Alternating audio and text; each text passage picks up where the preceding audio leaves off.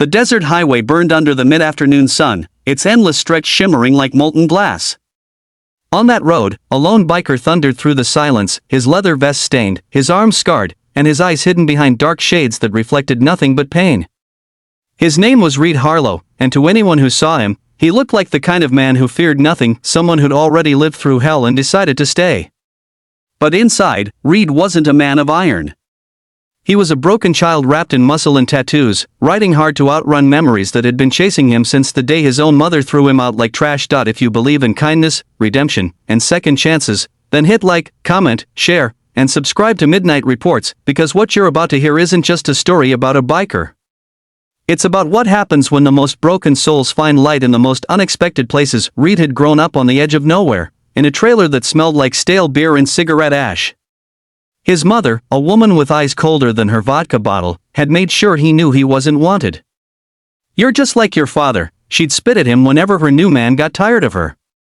At 13, Reed had learned to duck faster than the backhand coming his way. At 15, he stopped flinching. By 16, she told him to get out and never come back. She didn't even look up when he packed his torn backpack and left barefoot into the rain. That night, the sky cried harder than he did, the streets became his home, and anger became his heartbeat. He found a place among outlaws, the Hells Angels, a brotherhood of broken men who lived fast, fought hard, and trusted no one outside their circle. For years, Reed built a name for himself, the man who didn't care about anything. Fights, booze, scars, they all piled up, layer after layer, until nothing human seemed left inside. He told himself feelings were for the weak. Love? That was a joke. Family? Just a word that meant pain, but fate, as it often does, had other plans. It was one blazing summer afternoon in a forgotten Arizona town. Reed had stopped at a rundown gas station, dust swirling around his boots as he filled up his bike. That's when he saw her. A woman standing by a broken-down Jeep, trying to fix a flat tire with trembling hands.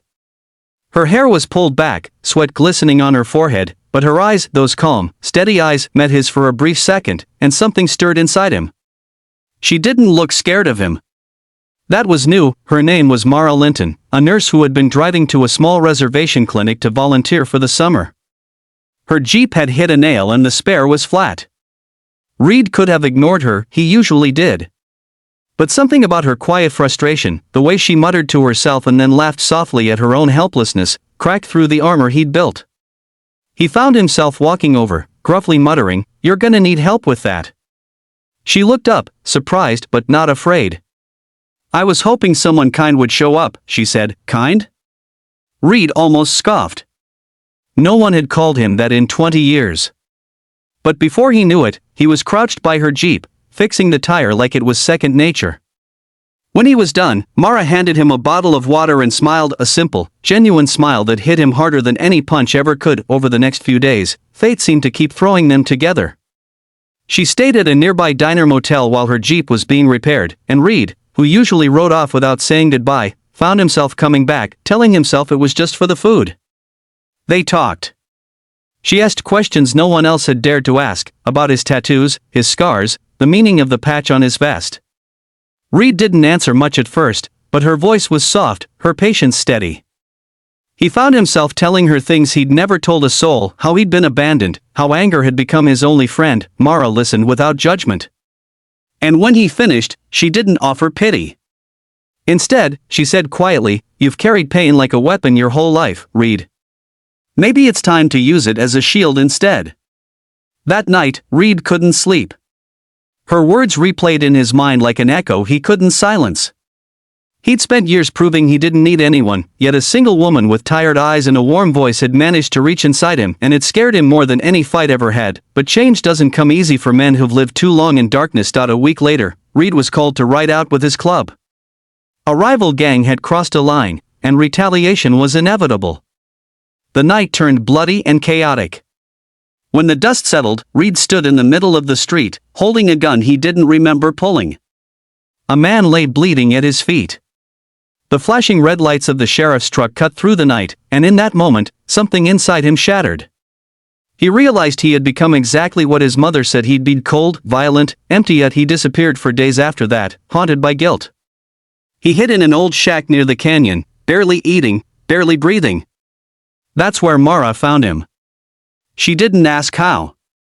She just showed up, carrying a thermos of coffee and a small first aid kit. She sat beside him in silence until he finally broke down. He told her everything, the blood, the rage, the fear that he was beyond saving. Mara took his hand, rough and scarred as it was, and said softly, "You can't undo what's done, Reed. But you can choose what comes next. You can choose to be more than your past." That night, for the first time since he was a boy, Reed cried. He cried for the child who'd been thrown away, for the man who'd lost his soul, and for the tiny flicker of hope that refused to die. Over the next few months, Reed started showing up at the reservation clinic where Mara worked. At first, he just helped fix things, leaky pipes, broken doors. But soon, he began talking to the kids there, especially the ones who reminded him of himself. The rough ones, the angry ones. He'd bring his bike and let them sit on it, tell them stories about the road. They looked up to him, not as a biker, but as a man who'd survived. And slowly, the community that should have feared him began to trust him. Word spread about the Hell's Angel who'd turned his life around. Some of his old brothers mocked him. Some called him a traitor.